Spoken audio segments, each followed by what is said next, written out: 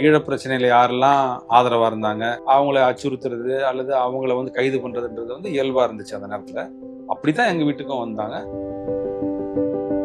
நாளைக்கு அமிச்சிடுறோமா 6 உங்களால மணிக்கு நீங்க வாங்க அப்படிதான் அப்படின்னு சொல்லி சொல்லிதான் கூட்டு போனாங்க. எனக்கு தெரியாது இப்படி ஒரு படியை இவன் மேல வைப்பாங்க.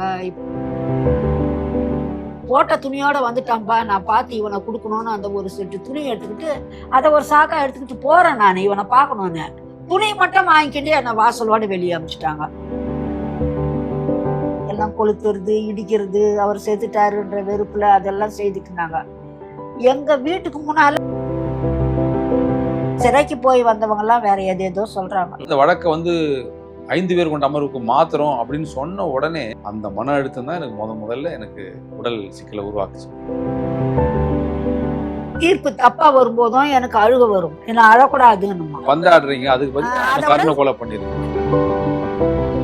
சிறைவாசம் உங்களுக்கு கற்றுக் கொடுத்த பாடம் நான் என்ன சொல்றேன்? வாழ்க்கையவே அங்கதான் கத்துக்கிட்டேன். இவன் வந்து காவல்துறை எதிர்த்து போறான்னா, நீதித்துறை எதிர்த்து போறான்னா, சிபிஐ எதிர்த்து போறானா, எனக்குள்ள நான் போறான்னு அதுதான் போராட்டம். வீணா பழிய போட்டு இப்படி அவன் வாழ்க்கை இப்படி நாசம் பண்ணிட்டாங்களே, இதை திருப்பி தர முடியாது இல்ல. அம்மா கேர் ரொம்ப பிடிக்கும். எம்ஜிஆர் படம் பிடிக்கும். நாம 2 பேருமே ஒரு படம் போனோம், குப்பை தொட்டி. மகாராஜா. இயற்கையின் தூய்மை, இல்லத்தரசிகளின் நம்பிக்கை. கயல் ஆக்ரோ ஃபுட்ஸ் தரமான மளிகை பொருட்களுக்கு இப்போதே ஆர்டர் செய்யுங்கள். ராஜீவ்காந்தி அவர்கள் மரணம் தொடர்பான வழக்குல உங்களுடைய மகன் கைது செய்யும் போது அவருடைய வயது 19 தான் இல்லையா? என்ன நடந்தது? எதுக்காக போலீசார் கைது செய்தாங்க? அதுக்கப்புறம் என்ன ஆச்சு அப்படின்றத மக்கள் எல்லாருக்கும் தெரிஞ்சுக்கிற மாதிரி கொஞ்சம் சுருக்கமா சொல்ல முடியுமா? அவரு இறந்த அன்னைக்கு நாங்க கோயம்புத்தூர்ல இருக்கோம், இவன் சென்னையில இருக்கான். இவன் வரேன்னு சொன்னா போக்குவரத்து இல்லாததுனால இவனால வர முடியல. நாங்க யாரு அப்படி வந்தவனை கொண்டுட்டு இருப்பாங்களோ நாங்க திட்டிட்டு இருக்கிறோம். அது என் குடும்பத்துக்கே இவ்வளவு பெரிய இழப்பு வரப்போகுதுன்னு எங்களுக்கு தெரியாது. நாங்க திட்டிட்டு பேசிட்டு இருக்கிறோம், யார் செய்திருப்பாங்க அந்த வேலையை அப்படின்ற மாதிரி. அப்புறம் ஒரு வாரம் பொறுத்து தான் இவனோட, அப்பெல்லாம் நம்ம நேரடியா செல்லெல்லாம் கிடையாது பேசுறதுக்கு, ட்ரங்க் கால் புக் பண்ணி அதுக்கப்புறம் தான் பேசணும். அது மாதிரி ஒரு வாரம் பொறுத்து பேசும்போது தான் நான் இங்கதாம்மா இருக்கிறேன், நான் பத்திரமா இருக்கிறேன் அப்படின்னா. அப்ப ஊரெல்லாம் எல்லா இடத்துலயும் அந்த ஒரு கேங்கா வந்து எல்லாம் கொளுத்துறது, இடிக்கிறது, அவர் செத்துட்டாருன்ற வெறுப்புல அதெல்லாம் செய்துக்கினாங்க.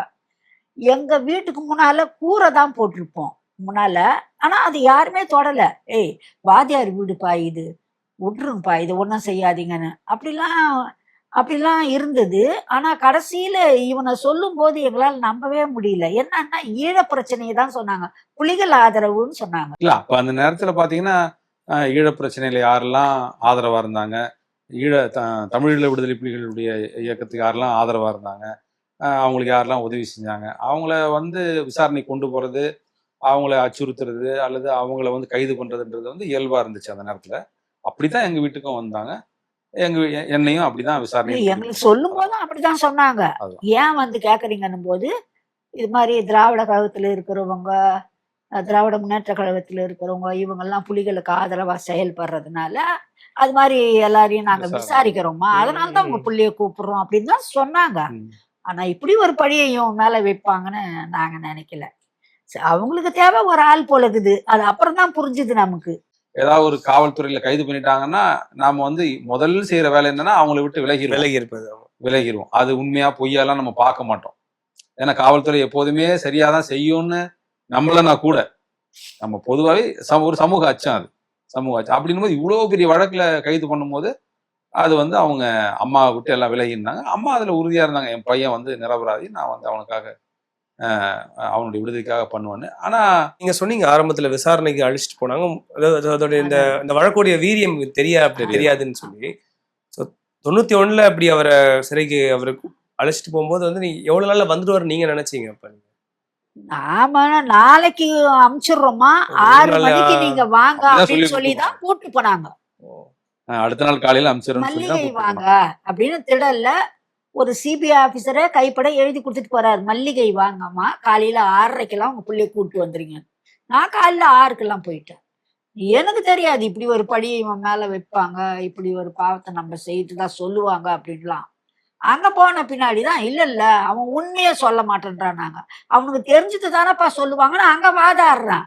அவங்க பெரிய போலீஸ் ஆபீசருங்க அப்படி இப்படின்றதெல்லாம் என் மண்டையில உரைக்கவே இல்லை.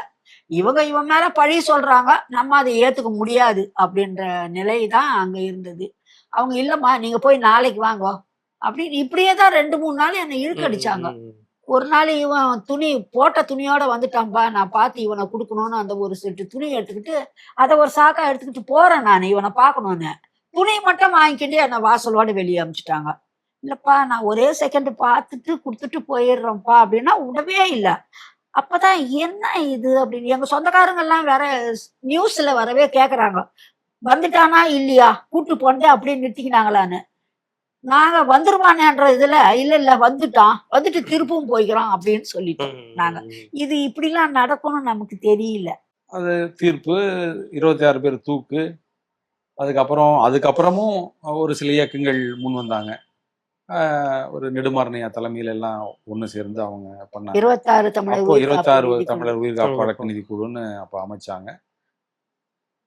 அப்பவும் நமக்கு பெரிய பொருள் வசதிகள்லாம் இல்லைன்னு வச்சுங்களேன். அப்போ அப்பா அரசு பணியில இருந்தாரு, அவ்வளவுதான். மற்றபடி வேற அக்கா தங்கச்சியெல்லாம் பெரிய வருமானம் அப்படிலாம் இல்லை. படிச்சுட்டு இருந்தாங்க. எங்க தங்கச்சி எல்லாம் படிச்சுட்டு இருந்தது. அதனால அதுக்கப்புறம் உச்ச நீதிமன்றத்திலையும் நாம எங்க வழக்கு வந்து நாங்க தோத்து போறோம். 19 பேர் மட்டும் விடுதலை ஆகுறாங்க. அதுக்கப்புறம் அப்பவும் அம்மா போராடிட்டு தான் இருந்தாங்க. அதுக்கப்புறமும் திரும்பவும் 4 பேர் தூக்குனாச்சு, 3 பேர் ஆயுள் தண்டனை ஆச்சு. ஒவ்வொரு அதுக்கப்புறம் முறை 3 பேர் ஆயுள் தண்டனை. தோல்வின்னும் போதும் தீர்ப்பு தப்பா வரும்போதும் எனக்கு அழுக வரும். என்ன அழக்கூடாதுன்னுமா, ஏன்னா நீங்க சொல்லும்போது அடுத்து சரி வருமா. ஒரு கட்டத்துல வந்து இந்த வழக்குல வந்து இதுமேல் எதுவுமே பண்ண முடியாது, அவ்வளவுதான், கொடுத்தது அப்படின்ற ஒரு நிலை வந்தது ஒரு பாட்டுல. இதுக்கப்புறம் மீட்டு வர முடியாதுன்ற நிலைமை இருந்துச்சு. கண்டிப்பா இல்ல, அது வந்துச்சு. வந்து அது நிறைய முறை அது வந்து வந்துச்சு. ரிவ்யூ பெட்டிஷன் வரை அப்படி இருந்ததுங்க. எங்களுக்கு வந்து பாத்தீங்கன்னா தடா சட்டம், பொதுவா தமிழ்நாட்டுல தடா சட்டத்தை பத்தி இன்றைக்கு பெரிய யாருக்கும் அந்த அளவு புரிதல் இருக்குமா எனக்கு தெரியல. ஏன்னா அது பழைய சட்டம். அது நாம வந்து ஆங்கிலேயர் காலத்துல ரவுலட் சட்டம் நாம நிறைய வரலாற்றுகள்ல படிக்கிறோம் இல்லையா. ஆனா சட்டப்படி இவன் ரவுலட் அந்த சட்டம். தடாவுல போடவே கூடாது. நான் படிச்ச அந்த ரூல்ஸ் எல்லாம் 19 வயசு பையன் அதுல 20 வயசுக்கு மேலதான் தடாவுல போடணும்னே இருக்கு சட்டம். ஆனா அதுவே சட்டத்தை மீறிதான் இவனை போட்டுக்கிறான். ரவுலட் சட்டம்லாம் சொல்றோம் இல்லைங்களா. அந்த காலத்துல ரவுலட் சட்டத்தை எடுத்து நம்ம போராடி இருக்கணும் அப்படின்னா அதை விட ரொம்ப கொடூரமான ஒரு சட்டம் தான் தடா சட்டம். இன்னைக்கு அது அமல்ல இல்லை. நம்ம 94ல அது அரசே நிறுத்திட்டாங்க. ஆமா, அரசே பின் வாங்கிட்டாங்க. அதை நான் திரும்ப அதை ரினியூவல் பண்ணல. 2 வருஷத்துக்கு ஒரு முறை ரினியூவல் பண்ணணும். அது வந்து சாதாரண உலகமே ஏற்றுக்கொள்ளக்கூடிய ஒரு சில நடைமுறைகள் இருக்குது கிரிமினல் ஜூரிஸ்பிரூடன்ஸ்ல. அதுல வந்து என்னன்னு கேட்டீங்கன்னா, நம்ம ஊர்ல என்ன நடைமுறை, ஒரு செஷன்ஸ் கோர்ட்ல நடத்துவாங்க, அதுக்கப்புறம் ஹைகோர்ட் அப்பீல் ப்ரொவிஷன் ஒன்று இருக்கும், அதுக்கப்புறம் சுப்ரீம் கோர்ட். இது ஏன்னா நம்ம கிட்ட இருக்கிற தவறுகளை ஏதாவது ஒருத்தர் தவறு செஞ்சுட்டாலே அது சரி செய்யறதுக்கான ஒரு வாய்ப்புக்காக தான் அதை நம்ம வச்சிருக்கிறோம் இல்லைங்களா. அதுல ஒரு வாய்ப்பை பறிச்சிடுறது தான் அந்த சட்டம். கீழ் நீதிமன்றம் செஷன்ஸ்ல கொடுத்துட்டாங்கன்னா அப்புறம் உச்ச நீதிமன்றம் மட்டும்தான். ஹைகோர்ட்ல உயர் நீதிமன்றம் கிடையாது. உயர் நீதிமன்றத்துக்கான வாய்ப்பு இல்லை. அடுத்து 2வது என்னன்னா 5 ஆண்டுகள் வரையும் பிணை பெயில் கிடையாது. நீங்க சாதாரண சட்டங்கள்ல வந்து உங்களுக்கு 90 நாள் முடிஞ்ச பிறகு பெயில் கொடுத்துருவாங்க. 90 நாள்ன்றதான் அந்த சார்ஜ் ஷீட்னு சொல்லுவாங்க இல்லைங்களா, குற்றப்பத்திரிகை தாக்கல் பண்றதுக்கான ஒரு வாய்ப்பு. அந்த வாய்ப்பு இந்த வழக்குல இந்த இதுல சட்டத்துல கிடையாது. ஓராண்டு வரையும் குற்றப்பத்திரிகை தாக்கல் செய்யறதுக்கு நேரம் எடுத்துக்கலாம் காவல்துறை. அப்ப இந்த பொய் புனைவுகள் செய்யறதுக்கான நல்ல அவங்களுக்கு நேரம் கிடைக்கும், நல்ல வாய்ப்பு கிடைக்கும். அந்த வாய்ப்பு உருவாக்கி தர்றதுதான் இதனுடைய. இது எல்லாம் தாண்டி இன்னும் 2 விஷயம், முக்கியமான விஷயம் என்னன்னு கேட்டீங்கன்னா, ஒரு காவல்துறை அதிகாரிக்கு முன்னாடி கொடுக்குற வாக்குமூலம் நீதிமன்றத்துல செல்லாதுன்றது உலகமே ஏற்றுக்கொண்ட ஒரு நடைமுறை. அது இன்னைக்கும் இருக்குது, இந்தியாவும் ஏற்றுக்கொண்ட ஒரு நடைமுறை தான். அது இல்ல, காவல்துறை அதிகாரிகிட்ட கொடுத்த வாக்குமூலம் செல்லும், அதை வச்சே அந்த ஆதாரத்தை வச்சு தூக்கு தண்டனை வரைக்கும் கொடுக்கலாம் அப்படின்னு சொல்றதுதான் தடா சட்டம். அப்படிதான் எங்க வழக்குல வாக்குமூலம் பதிவு பண்ணாங்க. 2வது, இப்ப நீங்க என்ன அரெஸ்ட் பண்ணிட்டீங்க, என் மேல தடா சார்ஜஸ் பண்ணிட்டீங்க, என்ன ஒரு சிறைக்குள்ள போட்டீங்க. போட்ட பிறகு நீங்க ஒரு குற்றச்சாட்டு என் மேல வைக்கிறீங்க இல்லையா, அந்த குற்றச்சாட்டு நீங்க வைக்கிற குற்றச்சாட்டு சரிதான் அப்படின்றத ப்ரூவ் பண்றதுதான் உங்களுடைய வேலை. இது நார்மல் லாஸ். ப்ராசிக்யூஷன் தான் நீங்க வந்து பேர்டன் ஆஃப் ப்ரூஃப்னு சொல்லுவாங்க, அதுக்கு பேர் பேர்டன் ஆஃப். அந்த குற்றச்சாட்டு சரியா தவறான்னு ப்ரூவ் பண்றதுக்கான கடமை வந்து யார்கிட்ட இருக்குன்னா அரசு தரப்பட்டு இருக்கும். தடா சட்டத்துல அப்படி கிடையாது. நீங்க என்ன சார்ஜ் பண்ணிட்டீங்க, நான் குற்றவாளி உள்ள போட்டீங்க, நிரபராதி நான் தான் நிரூபிக்கணும். என் கதையும் கட்டிட்டீங்க, நான் உள்ள இருக்கேன், என்னால எந்த ஆதாரங்களும் திரட்ட முடியாது, எனக்கு வாதாடுறதுக்கு என்னால வலிமை இருக்காது. ஆனா நான் நிரபராதி நான் நிரூபிக்கணும். உங்களுக்கு வேலை என்னன்னா குற்றச்சாட்டத்தோட முடிஞ்சு போச்சு, அவ்வளவுதான் உங்களுடைய வேலை. இந்த 2 டிஃபரன்ஸ் இருக்கு இல்லைங்களா? இதுதான் இந்த வழக்குல மிகப்பெரிய ஒரு இதா இருந்தது. கடைசியில என்ன கொடுமைன்னா உச்சநீதிமன்றம் சொல்லிச்சு இந்த வழக்குல தடா சட்டம் பொருந்தாது, தடா சட்டம் அப்ளை பண்ணது தப்பு அப்படின்னு சொல்லிட்டாங்க. சொல்லிட்டு அதுக்கு முரண்பாடா ஒரு முடிவு எடுக்கிறாங்க. என்னன்னா தடா சட்டம் போயிட்டாலும் தடா சட்டப்படி எடுக்கப்பட்ட அந்த காவல்துறை அதிகாரி பதிவு செய்த ஒப்புதல் வாக்குமூலங்களை அடிப்படையா வச்சு நாங்க தண்டனை முடிவு செய்யறோம் அப்படின்றாங்க. அந்த தீர்ப்பு கொடுத்த நீதிபதிகள்ல ஒருத்தர் தான் ஜஸ்டிஸ் KT தாமஸ். இன்னைக்கு கேரளாவில் இருக்காரு. அவருக்கு இப்ப அண்மையில பத்ம விபூஷன் கூட அவருக்கு அனௌன்ஸ் பண்ணாங்க ஜஸ்டிஸ். அவர் பின்னால வருத்தப்பட்டார். இந்த மாதிரி அந்த அந்த லீகல் இது இருக்கு இல்லையா, அது வந்து தவறான இதுன்னு சொல்லிட்டு எடுத்ததுக்கான பிரயோஜனமே இல்லாம போயிடும். அப்படின்னா தடாவை நம்ம இதுல நீக்கிட்டோம்னா, ஆனா அது அதுக்கான பொருள் இல்லாம போயிடும். அதாவது என்ன சொல்றேன்னா, அந்த சொல்லுவோம் இல்லையா, ஆபரேஷன் சக்சஸ் பேஷன் ஃபெயிலியர், அது மாதிரி தடா சட்டம் பொருந்தாதுன்னு சொல்லிட்டாங்க. ஆனா அந்த வாக்குமூலம் மட்டும் எடுத்துக்குவோம் அப்படின்னா, எங்க வழக்குல 17 வாக்குமூலங்களை பதிவு செஞ்சவர் தான் தியாகராஜன் சொல்லி அன்னைக்கு எஸ்பி இதுல சிபிஐல எஸ்பியா இருந்தவர், கொச்சின் எஸ்பியா இருந்தாரு. இந்த வாக்குமூலங்களை பதிவு செய்யறதுக்காகவே அவரை சிபிஐல டெபியூட் பண்ணாங்க. அந்த 17 வாக்குமூலங்களை பதிவு செஞ்ச அந்த அதிகாரிக்கு தான் 2023 ஒரு மனசாட்சி உறுத்தி அவரை வெளியே வந்து தூக்கெல்லாம் உறுதியாகி அப்சல் குருவை தூக்குல போட்டாங்க கடைசியா. அதுக்கப்புறம் இவங்க தான் அப்படின்ற பேச்சு எல்லா இடத்துலயும் வந்தது. அப்பதான் அவரு வருத்தப்படுறாரு. அப்போ அவருக்கு மன உறுத்தல் வந்து அப்ப வெளியே வந்து சொல்றாரு என்னன்னா, இந்த மாதிரி வாக்குமூலம் எழுதுனது நான் தவறா பதிவு செஞ்சுட்டேன், அதை வந்து சரியா நான் பதிவு செஞ்சிருந்தா அறிவு இன்னைக்கு குற்றவாளியா இருந்திருக்க மாட்டாரு அப்படின்றது. அதுதான் என்னுடைய வழக்குல கேம் சேஞ்சர். அதுதான் என்ன வழக்கையே மாற்றினது. எல்லாருக்கும் அரசியல் ரீதியாகவும் அன்னைக்கு தான் அங்கீகாரம் வந்தது. இன்னும் சொல்ல போனா அம்மாவுடைய அத்தனை ஆண்டுகால போராட்டம் இருக்கு இல்லையா, கிட்டத்தட்ட 22 ஆண்டுகால போராட்டத்தை அது நியாயம்தான் புரிய வச்சது. அதுதான் பெரும்பாலும் சரியான சாமானிய பக்கம் தான் மக்கள் கிட்ட பண்ணிட்டாங்க. தான் அந்த நியாயங்களை எடுத்து வச்சோம், உண்மையை எடுத்து வச்சோம். இந்த வழக்கே எப்படிப்பட்ட வழக்கு அப்படின்றத வெளிப்படுத்தின உடனே மக்களுக்கு புரிஞ்சுது. ஓ, இதுல இவ்வளவு அநியாயம் இருக்கா, அப்ப எல்லாமே அப்பாவிகள் தானே அப்படின்ற மாதிரி தான் யோசிக்க தொடங்கினாங்க. அதுக்கப்புறம் தான் நிறைய போராட்டம் மக்களை சந்திக்கிறது. எனக்கு வந்து மீடியாலாம் நல்ல உதவி செய்தது, பத்திரிகை துறையெல்லாம் நல்ல இது. அந்த புரிதல் வந்த உடனே எல்லாரும் நம்ம பக்கம் இருந்தாங்க, உண்மையை வெளிப்படுத்தினாங்க. அதுக்கு முன்னெல்லாம் அப்படி வெளிப்படுத்தல. அதாவது அந்த இறந்து போன அந்த மனிதருக்குமே சரியான நியாயம் கிடைக்கலன்றதுதான் நம்முடைய கொலைகாரன் இது வரைக்கும் விசாரணை போகல. ஏன்னா அதுக்கப்புறம் வந்து பாத்தீங்கன்னா இந்த இவரு கார்த்திகேயன் தலைமையிலான இந்த சிபிஐ குழுவை தாண்டி மத்திய அரசாங்கம், அன்றைக்கு இருந்த மத்திய அரசாங்கம் வந்து ஒரு நீதியரசர் தலைமையில ஒரு குழு அமைச்சாங்க. ஜஸ்டிஸ் ஜெயின் சொல்லி அவர் தலைமையில இதை பற்றிய புலனாய்வு வந்து சரியா பண்ணணும், இதுல சர்வதேச சதிகள்லாம் இருக்கு, உள்ளூர்ல இருக்கக்கூடிய பெரிய ஆட்களுடைய சதிகள்லாம் இருக்குது அப்படின்னு சொல்லி அவங்க ஒரு ஒரு குழு அமைக்கிறாங்க. குழு அமைச்சு அவர் ஏறத்தாழ அவர் ஒரு 6 ஆண்டுகள் கிட்ட அவர் அது விசாரணைகள் நடத்தி பார்த்தீங்கன்னா அவர் ஒரு அறிக்கை சமர்ப்பிக்கிறார். அந்த அறிக்கையில ஒரு பட்டியல் இருக்கிறார், என்ன யார் யாரெல்லாம் இதுல விசாரிக்கப்படவில்லை, எங்கெல்லாம் சந்தேக புள்ளிகள் இருக்குது அப்படின்னா அவர் வந்து ஒரு பெரிய அறிக்கை சமர்ப்பிக்கிறார். அது பாராளுமன்றத்துல வச்சு அதுல வந்து ஏடிஆர்னு சொல்லுவாங்க, ஆக்ஷன் டேக்கன் ரிப்போர்ட், அப்படி அதை ஒண்ணு தாக்கல் பண்றாங்க. தாக்கல் பண்ணி அதன் அடிப்படையில அன்றைக்கு இருந்த நடுவண் அரசாங்கம், அன்றைக்கு இருந்த ஒன்றிய அரசாங்கம் என்ன பண்றாங்கன்னா ஒரு குழுவை அவங்க அமைக்கிறாங்க. அதான் மல்டி டிசிப்ளினரி மானிட்டரிங் ஏஜென்சி, பல்நோக்கு கண்காணிப்பு குழுன்னு ஒன்று அமைக்கிறாங்க. அதுல சிபிஐ இருக்கு, ரா இருக்கிறாங்க, ஐபி இருக்கிறாங்க. இவங்க எல்லாத்தையும் கலந்து இந்த ஒரு கார்த்திகேயன் தலைமையிலான சிபிஐ வந்து முழுமையா விசாரிக்கல அப்படின்னு அவங்க முடிவுக்கு வந்து இத ஃபர்தர் இன்வெஸ்டிகேஷன் பண்ணணும் அப்படின்னு சொல்லி 1999 அந்த குழு அமைக்கிறாங்க.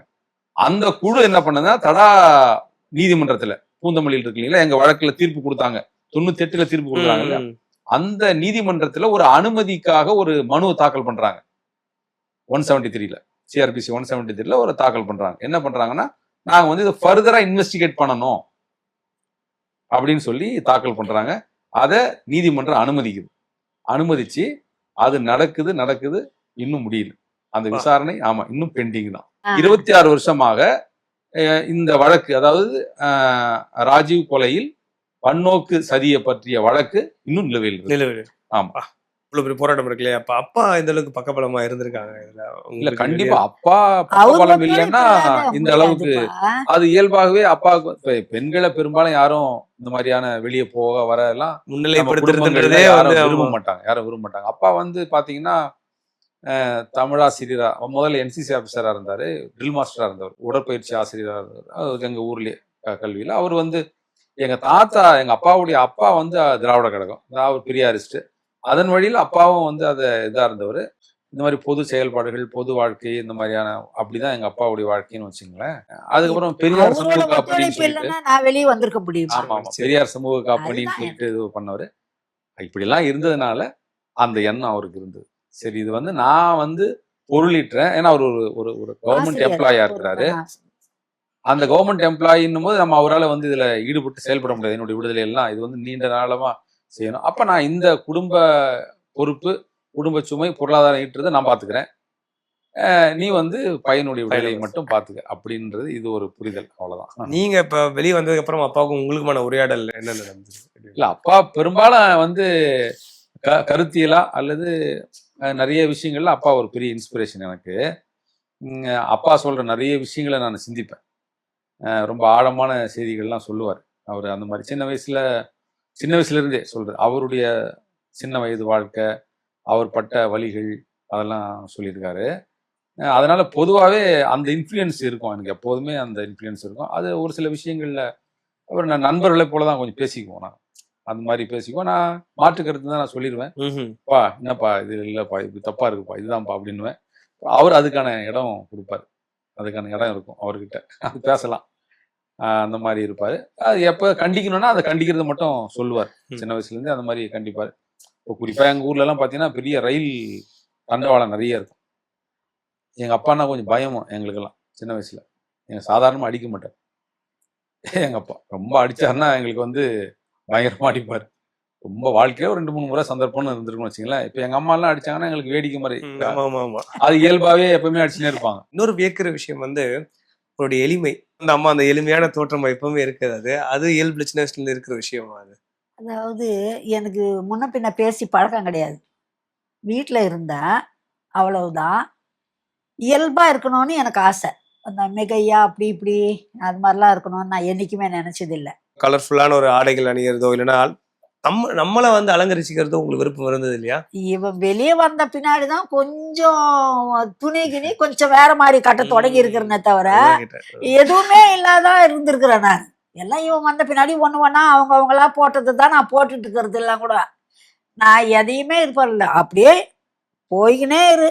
இந்த பிரச்சாரம் தடைப்படக்கூடாது. ஒரு நாள் ஓய்வா இருந்துட்டோம்னா கூட பிரச்சனை வேற மாதிரி போயிடும். நம்ம ஓய்வா இருக்கக்கூடாது. அந்த ஒரு முடிவு தேர்ற வரைக்கும் நம்ம தொடர்ந்து இதுக்கு போராடித்தான் ஆகணும் அப்படின்ற முடிவுல இருக்கிறதுனால. என்னுடைய கைதுக்கு முன்னமே கூட அம்மா எளிமையா தான் இருந்திருக்கிறாங்க. அதுதான் கேக்குறேன், நம்ம சடனா மாறுற விஷயம்.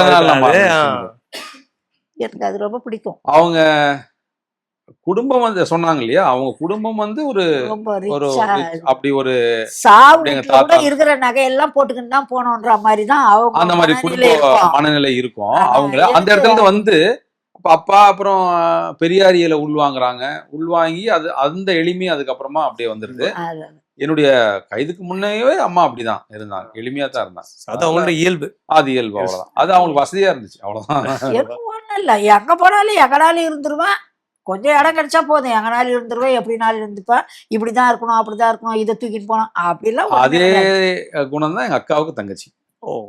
பசங்களும் அப்படிதான் இருப்பாளுங்க. இந்த அம்மா அப்படி அந்த வளர்ப்பு இந்த இதுதான். இப்போ பொதுவா நாங்க யாரும் அப்படி நகை அந்த மாதிரி பயங்கரமா அப்படிலாம் எங்க அக்கா தங்கச்சி இன்னைக்கு வரையும் அப்படிதான். இத்தனை வருஷத்துல நீங்க 2 பேருமே வந்து சந்தோஷத்தையோ இல்ல சிரிப்பையோ தொலைச்சதா நீங்க ஒண்ணு இருக்கீங்களா? நீங்க திருப்பி மீட்டு எடுத்துட்டா நினைக்கிறீங்களா? இல்ல, துன்பத்திலே நாங்க அந்த 31 ஆண்டுகளும் ஒரு இனிமைய ஏதாவது நடுநடுவில் நாங்க கண்டிருக்கிறோம்.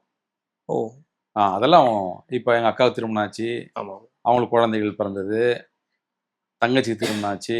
துன்பத்துக்குள்ள இவ்வளவு நடக்குது இல்லையா, இவன் உள்ளுக்குள்ள நடக்குது. சோ அது வந்து நீங்க அது தொலைச்சிட்டதா நீங்க உணர்ந்ததே கிடையாது என்னைக்குமே? சந்தோஷத்தையோ சிரிப்பையோ காலங்கள் திரும்பி வராது இல்ல.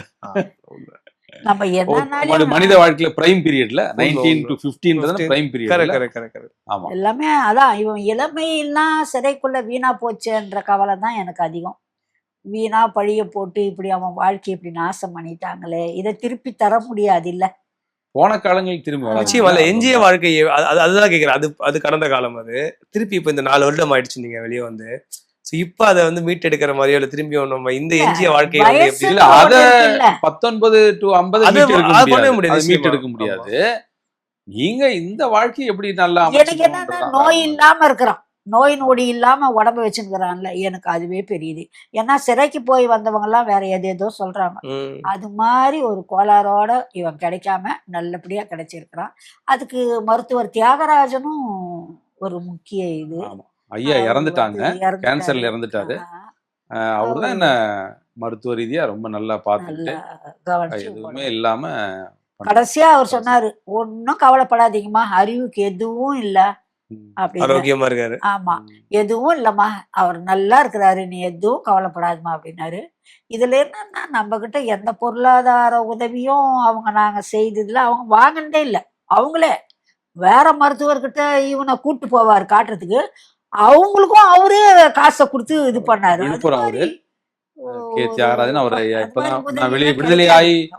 விடுதலையாகி 2 ஆண்டுகள் இறந்துட்டார். கேன்சர்ல வந்து இறந்துட்டாரு.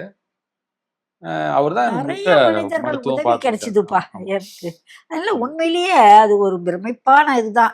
சிறையில் இருக்கும்போது உங்களுக்கு உடல்நல பிரச்சனைகள் ஏற்பட்டுச்சு இல்லையா? எதனால அது நடந்துச்சு? 96ல எனக்கு வந்து ஒரு ஹைப்பர் டென்ஷன் வந்தது. ஹைப்பர் டென்ஷனுக்கு அப்புறம் எனக்கு வேற எந்த உடல் பிரச்சனைகளும் கிடையாது. நான் நார்மலா தான் இருந்தேன்னு வச்சுங்களேன். மரண தண்டனையும் கூட மரண தண்டனை உறுதிப்படுத்தப்பட்டு எனக்கு நாள் குறிக்கப்பட்ட போது கூட எனக்கு வந்து எந்த உடல் நல சிக்கலும் வந்ததில்லை. அதுக்கப்புறம் விடுதலை அறிவிக்கிறாங்க. அப்ப சொன்னேன் இல்லைங்களா, இப்ப நம்ம அடுத்த நாள் 7 பேருக்கு விடுதலை அறிவிக்கிறாங்க.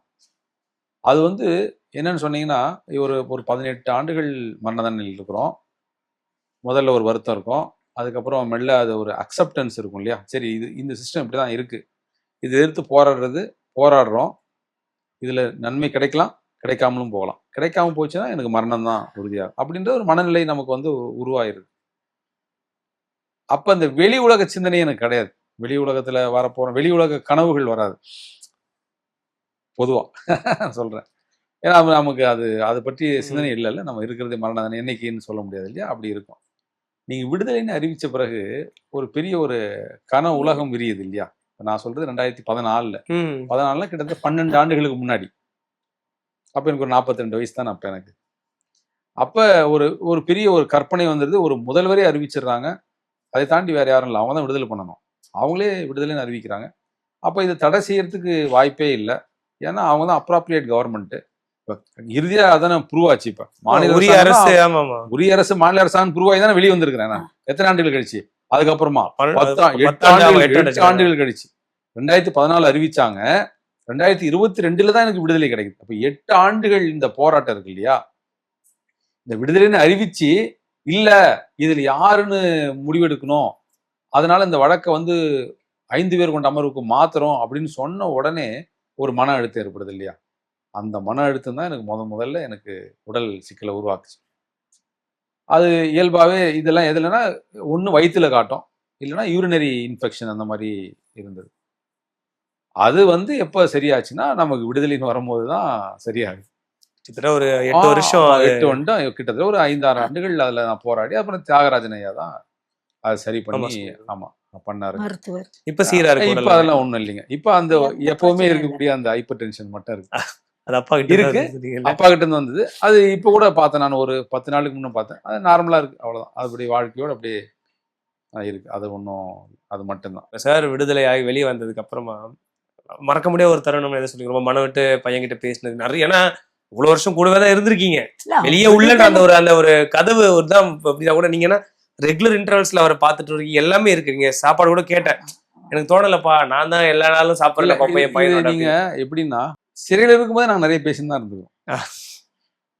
சரி, அது என்னதான் பேசுறீங்க அப்படி, அம்மாவும் பிள்ளையும் என்னதான் உள்ளாரும் பேசுவீங்க, நீங்க முடிக்க மாட்டீங்களா அப்படின்னுவாங்க.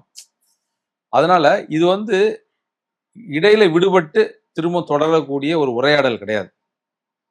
இது நெடுகலாம் அது இந்த உரையாடல் இருந்துகிட்டே இருக்குது. அதனால ஒரு புதுசா ஒன்றும் அப்படி வித்தியாசம் அதனால அந்த உணவு கூட அம்மா தெரியல. அப்படி சொன்னாங்க. ஆமா ஆமா ஆமா அது வாரமானா ஒரு முறை, வாரமானா 2 முறை சந்திக்கிறோம், எல்லாத்தையும் நாங்க பகிர்ந்துக்கிறோம், பேசிக்கிறோம் அப்படின்னும் போது இந்த நீண்ட பயணத்துல அது ஒரு தொடர்ச்சி விடுபட்டு போல. அப்ப அது தொடர்ச்சியாவே தானே இருக்குது. அதனால அந்த வித்தியாசம் வித்தியாசத்தை உணர்ந்திருக்க மாட்டாங்க. இல்ல. இன்னொன்னு கூட நான் சொல்லுவேன். என்னன்னா நிறைய பேர் கேட்பாங்க, வெளிய வந்து எப்படி அடாப்ட் பண்ணிக்கிட்ட அப்படின்னு கேட்பாங்க. வெளி உலகத்தை நான் பார்க்கலனாலையும் அம்மா வழியா நான் எல்லாமே தெரிஞ்சுக்கிட்டீங்க. ஒவ்வொரு மாற்றத்தையும் தெரிஞ்சிருக்கிறேன். ஒன்றும் இல்லை, 2015 நான் ஹாஸ்பிட்டலில் அட்மிட் இருக்கும் போது இங்கே அம்மா வந்து முதல்ல மெட்ரோ விடுறாங்க, அதில் அம்மா பயணம் பண்ணாங்க. முதல் நாள் பயணம் பண்ணி அதை எடுத்து வந்து எங்கிட்ட ஃபோட்டோ காட்டுறாங்க. சொல்கிறேன், ஒரு பஸ் டிக்கெட் விலை மாறினா கூட ஒன்று சொல்லிடுவாங்க அப்படின்ட்டுருவாங்க. அந்த மாதிரி எல்லா மாற்றங்களையுமே அம்மா சொல்லிடுவாங்க. வந்து இவங்க வாயில நீங்க தெரிஞ்சுக்கிட்டே இருக்கணும். அந்த உலகத்தை வெளி உலகம் தெரியாம இருக்க கூடாதுன்றதுக்கு தானே அந்த புத்தகம் வர்றது எல்லாமே போராடி கொடுத்தது. அதுக்கப்புறம் இந்த மாற்றங்கள்லாம் ஊர்ல ஏதாவது சின்ன சின்ன மாற்றங்கள் நடந்தாலும், உறவினர்கள் மத்தியில மாற்றங்கள் நடந்தாலும் எல்லாத்தையுமே சொல்லிடுவாங்க. அப்ப அதனால வெளியே வரும்போது எதுவுமே தெரியாம திடீர்னு வந்துட்டோம் அப்படின்னு இல்லை, எல்லாமே அம்மா வழியாக செவி வழியாக கேட்ட அந்த காட்சி எல்லாத்தையும் நம்ம ஒரு உருவகப்படுத்தி அதை அப்படியே வந்து பாக்குறோம். ஓ இதுதான் அம்மா இதான் சொன்னாங்களே, இது மாறிடுச்சுல. அப்படி 2 பேருக்கும் சினிமா பாக்குற பழக்கம் உண்டாருங்க? பாப்போம். அப்படியா? அவங்க நிறைய பாப்போம், நானும் பாப்பேன். அப்படியா? அம்மா கேர் ரொம்ப பிடிக்கும். எம்ஜிஆர் படம் பிடிக்கும் அம்மாவுக்கு. அப்படியா? நீங்க விரும்பி பாக்குற? எனக்கு அப்படியெல்லாம் ஒண்ணும் இல்லை, நல்ல படங்கள் பார்ப்பேன். அண்மையில சிறை பார்த்தேன், நல்லா இருந்துச்சு, சிறப்பா இருந்தது, நல்லா இருந்தது. ஏன்னா ஒரு காவல்துறையில பணிபுரிந்தவர் வந்து எழுதும் போது வந்து ரொம்ப உண்மைக்கு ரொம்ப நெருக்கமா. ஆமா ஆமா. நான் சமீபத்துல பார்த்த படம் நாம 2 பேருமே ஒரு படம் போனோம். எது? விஜயா. இவன் அந்த குப்பை தொட்டி மகாராஜா. நாங்க 2 பேரும் தான் போனோம். அந்த படம் போனோம் 2 பேரும். திடீர்னு ஒரு மாலு கூட்டு போனோம். என்னோட அண்ணா சினிமாக்கு போலான்னா சரி நான் போனோம். அது மாதிரி விஜய் சேதுபதி நடிச்ச படமானா அந்த குப்பை தொட்டி லட்சுமி, அது மகாலட்சுமின்றானே அது அந்த படம் மகாராஜா பார்த்தோம். 2 பேருக்கான பொழுதுபோக்கு விஷயங்கள் என்ன? இப்ப சினிமா சொன்னீங்க, ரொம்ப ரேரா தான் பாக்குறீங்க. அதை தாண்டி பொழுதுபோக்கு விஷயங்கள் சில நேரம் தொலைக்காட்சி பார்ப்பேன். அந்த உள்ளன் ஒர்க் பின்னுவாங்க அம்மா, செய்வாங்க. பேரம்பேத்திகளுக்கு அதெல்லாம் அதெல்லாம் போட்டு கொடுப்பேன் கேக்குறவங்களுக்கு. அவ்வளவுதான், வேற ஒண்ணும் இல்லை. நானே சமைச்சுக்குவேன், நானே பெருக்கி துவைக்கிறது எல்லாமே நானே பண்ணிப்பேன். எல்லாமே நானே, வேலைக்காரெல்லாம் கிடையாது. எனக்கு நானே கவனிச்சுப்பேன். அதுவே சரியா போவோம். வீட பெருக்கு, அது இல்லாம பயணங்கள் போறாங்க இல்லைங்களா, அந்த மாதிரி நிகழ்ச்சிகளுக்கு யாச்சும் போயிட்டே இருப்பாங்க. பயணங்கள் ஏதாவது மக்களுக்கான பிரச்சனை இது மாதிரிமான யாருன்னா சொன்னாங்கன்னா சோம்பேத்தனம் பார்க்காம போயிடுவேன். அது யாராலும் அது யாருன்றதெல்லாம் எனக்கு கவலை இல்லை. மக்களுக்கான பிரச்சனையா போயிடு, அவ்வளவுதான்.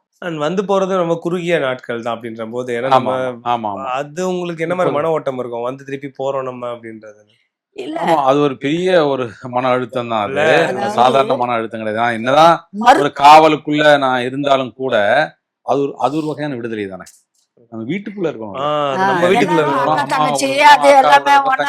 குடும்பங்கள் இருக்குல்ல. இப்ப நீங்க கேட்டீங்க இல்லையா, நம்ம வந்து சிறைக்குள்ள வந்தாங்கன்னா ஒரு கட்டம்லாம் இருந்தது. இப்போ அம்மா வந்து உள்ள நாங்கள் சமைக்கிறது கூட கொடுத்து சாப்பிட காலம்லாம் கூட இருந்ததுன்னு வச்சுங்களேன். அப்படி ஒரு ரிலாக்ஸான பீரியட்லாம் கூட இருந்திருக்கு. ஆனா ஒரு குடும்பமா உட்கார்ந்து சாப்பிட்றதுக்கான வாய்ப்பு அங்கே தானே கிடைக்குது, நமக்கு பரோல்ல தானே கிடைக்குது. அப்பாவோட, அக்காவோட, தங்கச்சியோட, அம்மாவோட எல்லாம் உட்காந்து சாப்பிட்றதுக்கான வாய்ப்பு கிடைக்குது இல்லைங்களா. அதை விட்டுட்டு முதல் முறை போகும்போது ரொம்ப வருத்தம் எனக்கு இருந்தது. அதை நான் யார்ட்டையும் காட்டிக்கலானா, அது பொதுவா நான் நாங்கதான் அழுது நடப்போம் போதே அப்படின்ட்டு. ஆனா இவரு கலங்குறத காட்டவே மாட்டோம், சிரிச்சுக்கிட்டே போவான். போய் வர பாய் சொல்ற மாதிரிதான் பண்ணுவாரு. இது என்ன அந்த பையன் அப்படின்ற மாதிரி நம்மளுக்கு தான் வருத்தமா இருக்கும், இது போதே அப்படின்னு. ஆனா இந்த தொடர்ச்சியா இந்த ஆட்சியில 9 மாதம் பரோல் கிடைச்சி அதுக்கப்புறம் பெயில். அதுக்கப்புறம் கடைசியா நான் இப்ப இவங்க வந்த பிறகு 2021 ஆட்சிக்கு வந்தாங்க இல்லைங்களா, வந்து 10 நாள்ல பரோல் கொடுத்தாங்க. பரோல் கொடுத்து நான் அதுக்கப்புறம் சிறைக்குள்ள போகவே இல்லை. தொடர்ச்சியா 10 மாதங்கள் அப்படியே பெயில் கிடைச்சது. பரோல் அடுத்து உடனே பெயில். அது ஒவ்வொரு மாதம் நீட்டிப்பு இருந்தது. அந்த பெயிலுக்கும் போராட வேண்டியது இருந்தது. இவனை எப்படியாவது சிறையில வைக்கணும்னு அதெல்லாம் அப்படியே ஒரு காழ்ப்புணர்ச்சியோடலாம் செயல்படுறாங்க. நான் என்னன்றா சட்டப்படி தண்டனை கொடுக்குறேன்றீங்க. சட்டத்தை தானே பார்க்கணும். நீங்க என்ன மனசு வச்சுன்னு பார்க்கறது. இப்படி இந்த கேஸ் அந்த கேஸ் அதெல்லாம் பார்க்கக்கூடாது இல்ல. சட்டம் நான் சொல்லுதா அதை செய். நான் தான் சொல்றேன். சட்டம் சொல்லுதா நீ செய். வேணாம் இல்ல. உன் விருப்பத்துக்கு மாத்திர பத்தியா அதெல்லாம் எப்படி ஏத்துக்க முடியும்? முடியாது. அப்பதான் நான் நினைப்பேன், பாவம் அந்த கிராமத்துல இருந்து வர அப்பாவிகள்லாம் எப்படி நம்ம இவ்வளோ பேசுறோம், இவ்வளோ செய்யறோம், நமக்கு இவ்வளோ அறிவுரை சொல்றதுக்கெல்லாம் ஆட்கள் இருக்காங்க, நம்மளை சுத்தி எல்லாருமே இருக்காங்க, எதுவுமே இல்லாத வராங்களே அவங்கெல்லாம் எப்படி? ஐயோ அப்பா, ஜெயிலு கோர்ட்டு அதெல்லாம் தான் பிரச்சனை பாவம். நான் ரொம்ப அவங்கள நினைச்சுதான் வருத்தப்பட்டுக்கிறேன். நான் எங்க போறதுக்கும் தாய் நண்டு இல்லை, ஒன்றும் இல்லை. இவனுக்கு மரண தண்டனை அந்த செங்கொடி இறந்துருச்சு. அன்னைக்கு மறுநாள் கோர்ட்ல தீர்ப்பு வருது, மரண தண்டனை உறுதியா இல்லையான்னு. அந்த 8 வார கால இடைக்கால தடை கிடைச்சது இல்ல. என் பாட்டுக்கு எல்லாரும் எழுதி எழுதி கொடுத்துட்டு உள்ள போனாங்க கோர்ட்டுக்குள்ள. நான் ஒண்ணுமே எழுதலை. என் பாட்டுக்கு மாட்டிக்கு நான் போயின்னுட்டேன். காவலர்கள் மான்றாங்க அப்படின்னு என் பாட்டுக்கு போயின்னு வந்துட்டேன். நான் எதுவுமே எழுதி கொடுக்கல. எனக்கு ஒண்ணுமே புரியல. போயிட்டேன். நான் எங்கேயோ போறேன். அப்போ ஒரு தம்பி கூப்பிடுறாரு, அம்மா எங்கம்மா போயின்னுக்கிறீங்கன்னு. கோர்ட்டுக்கு போறேன்பா, இன்னைக்கு அறிவுக்கு இது இல்லையானா. இங்க இல்லம்மா, கோர்ட்டு வாமா நான் கூப்பிட்டு போறேன். அவரு அப்புறம் என்ன வழிகாட்டி கூப்பிட்டு போறாரு. நான் ஏதோ ஒரு வழியில போறேன் அந்த கோர்ட்டுக்குள்ள. எனக்கு ஒண்ணுமே சுய நினைவே இல்லை. அப்புறம் கூட்டின்னு போனாங்க, உட்கார வச்சாங்க. என்னவோ சிரிக்கிறாங்க, கை தட்டுறாங்க, ஒண்ணும் விலகல. என்னப்பா சூசுன்னாங்க முதல்ல. எல்லாரும் சைலண்டா இருப்போம், வந்துட்டாரு அப்படின்னு. அவர் ஜட்ஜு உக்காந்து உடனே எல்லாம் அமைதியா இருந்தாங்க. என்னவோ குசான்னு பேசின மாதிரி இருந்தது. எனக்கு ஒண்ணுமே புரியல. நான் என் பாட்டுக்கு பின்னால உக்காந்துட்டேன். முன்னால கூட போய் நானே கண்டுக்கல. அப்புறம் எல்லாம் சிரிச்சாங்க, கை தட்டினாங்க. ஆனா அந்த நீதிபதிகள்லாம் ரசிச்சாங்கப்பா. முதல்ல சத்தம் போட வேணான்ற நிலையில இருந்தவங்க 8 வார கால இடைக்கால தடை மக்கள்லாம் இப்படி ஆரவாரம் பண்ணவொன்னா அவங்களுக்கே இது மக்களுக்கு இவ்வளவு விருப்பம்ன்றது புரிஞ்சுதோ என்னவோ தெரியல. அவங்க அவ்வளவு ரசிச்சாங்க. அமைதியா உட்காந்துக்கிட்டு வேடிக்கை பார்த்துட்டு இருந்தாங்க. நான் கேட்கறேன் எல்லாரும், எனக்கு ஒண்ணுமே விளங்கல. நான் இப்போ பட்டினி போராட்டம் இருந்தாங்கல்ல, தமிழில் வழக்காடணும். அப்ப நான் சொன்னேன், அவங்க இங்கிலீஷ்ல பேசினாங்க, எனக்கு புரியல. தமிழ்ல சொல்லியிருந்தாங்களா எனக்கு புரிஞ்சிருக்கோம். நான் பேக்கு மாதிரி உட்காந்துருந்தேன். என் பையனுக்கு 8 வார இடைக்கால தடைன்னும் போது கூட எனக்கு புரியல. நான் எல்லாரையும் கேட்டு தெரிஞ்சுக்கினேன். அதனாலதான் நானும் இதை வலியுறுத்துறேன். எனக்கு தெரிஞ்ச மொழியில வாதாடி எனக்கு தெரிஞ்ச மொழியில தீர்ப்பு சொன்னாங்கன்னா நல்லா இருக்கும் அப்படின்னு அப்ப பதிவு பண்ண. எனக்கு புரியல. அப்புறம் கேட்ட பின்னாடி சொன்னாங்க 8 வாரம் இடைக்கால தடை போட்டுக்கிறாங்கன்னு. இவனை உள்ள சிறையில போய் பார்த்தேன். எல்லா இடத்துலயும் தமிழில் வழக்காடு மொழியா கொண்டு வரணுன்றதுக்கு இப்போ ஒரு தகவல் கொடுத்துட்டாங்க. புரிஞ்சிருச்சு. அதுதான் எல்லாருக்கும் புரியுற மாதிரி, எங்களுக்கு புரியுற மாதிரி இருக்கணும் இல்லையா அப்படின்னு சொல்லி நான் சிறைக்குள்ள அப்பதான் இவனை போய் பாக்குறேன். வழக்கறிஞர்கள்லாம் என்னை கூப்பிட்டு போனாங்க. அவங்கெல்லாம் சாப்பிட்டுட்டு தாஜ் ஹோட்டலில் சாப்பிட்டுட்டு கூப்பிட்டு போனாங்க. என்னை முதல் போக சொன்னாங்க. இல்லை நீங்கள்லாம் போய் வந்துருங்க, நான் பின்னால் போய்க்கிறேன்னா. டைம் முடிஞ்சிடுச்சின்னு அதிகாரி அனுப்பாத தடுக்கிறதுலே குறியா இருந்தாரு. அவங்களெல்லாம் அனுப்பிச்சு இல்லை, என்ன அனுப்புறதுக்கு நான் 10 நிமிஷம் அனுப்புப்பா, எனக்கு மிச்சமாலாம் வேணாம், நான் பார்த்துட்டு இந்த மாதிரி தகவல்னு சொல்லிட்டு வெளியே வந்துடணும். யார் சொல்றாங்களோ இல்லையா, வக்கீலுங்களா சொல்லிப்பாங்க, இருந்தாலும் என் வாயில் நான் சொல்லிட்டு வரணும்னு நான் போனேன். அன்னைக்குதான் இவன் எங்க இருக்கிறான் அப்படின்லாம் போனேன். ஆனா ரூம்குள்ள கூட்டு போய் காட்டல, வெளியவே நின்று பேசிட்டு வந்துட்டு. அதான் 5 நிமிஷம் 10 நிமிஷம்ன்றாங்கல்ல, கெடுபிடி. அதனால மரண தண்டனை நேரத்துல நீங்க மரண தண்டனை உறுதி செய்யப்பட்டு கடைசியா தூக்கு நிறைவேற்றுவாங்களே, ஒரு 14 நாள் இருக்கும். அந்த நேரத்துல எங்களை அறையை விட்டு வெளியே அனுப்ப மாட்டாங்க, அறைக்குள்ளதான் வச்சிருப்பாங்க. அப்போ நாங்க இருக்கிற ஒரு பிளாக்னு சொல்லுவோம் இல்லையா, அந்த பிளாக், அந்த தொகுதின்னு சொல்லுவாங்க. அந்த தொகுதிக்குள்ள அதுக்கு முதல்ல வந்தது இல்லை இவங்க.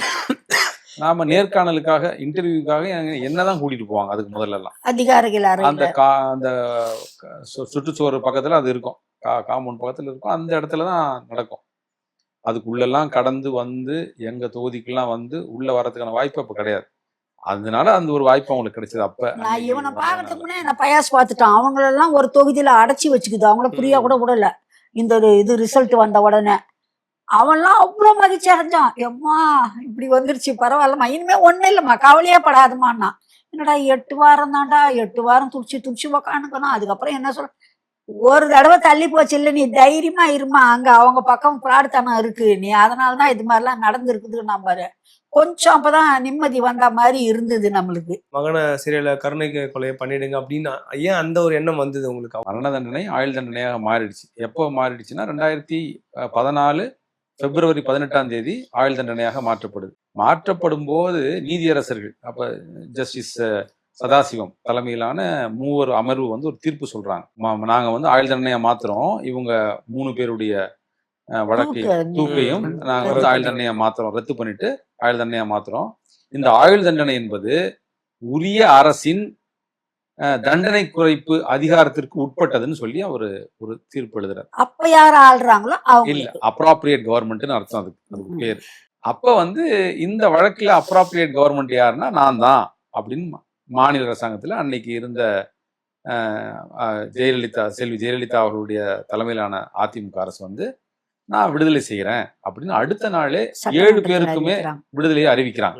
ஏன்னா எல்லாரும் ஒரே கேட்டகரியில வந்துட்டாங்க, அதனால நான் அறிவிக்கிறேன். 7 பேருக்கும் விடுதலை அறிவிக்கிறாங்க. அந்த விடுதலை அறிவிக்கும் போது அவங்க என்ன எழுதுறாங்கன்னா, ஏன்னா உச்சநீதிமன்ற தீர்ப்புல அவங்க சொன்னது 432 சிஆர்பிசியை பத்தி தான் குறிப்பிட்டு சொல்றாங்க. 432 சிஆர்பிசின்றது சிஆர்பிசியில் இருக்கக்கூடிய ஒரு அரசுக்குள்ள தண்டனை குறைப்பு அதிகாரம், அந்த அதிகாரத்தை பத்தி சொல்றாங்க. அதுல விடுதலை செய்யணும்னு சொன்னா 435 சிஆர்பிசில நாங்க சிபிஐ விசாரிச்ச வழக்குன்றதுனால, மற்றபடி வேற எதுவும் இல்லை, எவ்வளவு பெரிய வழக்கு அதெல்லாம் இல்லை, நாங்க சிபிஐ விசாரிச்ச வழக்குன்றதுனால 435 சிஆர்பிசில மத்திய அரசாங்கத்தினுடைய கன்சல்டேஷன் இருக்கணும், அவங்களோட ஒரு கலந்த ஆலோசனை இருக்கணும் அப்படின்னு சொல்லி அதுல ஒரு சரத்து இருக்கு. அதனால இவங்க ஒரு கடிதம் எழுதுறாங்க மத்திய அரசாங்கத்துக்கு, நான் வந்து விடுதலை செய்யறது முடிவெடுத்துட்டேன் 7 பேரையும், நீங்க வந்து இந்த விடுதலைக்கு உங்களுடைய கருத்து இந்த பிரிவுகளை 3 நாளைக்குள்ள நீங்க முடிவு எடுக்கலாம், நான் விடுதலை பண்ணிடுவேன்னு அறிவிக்கிறாங்க.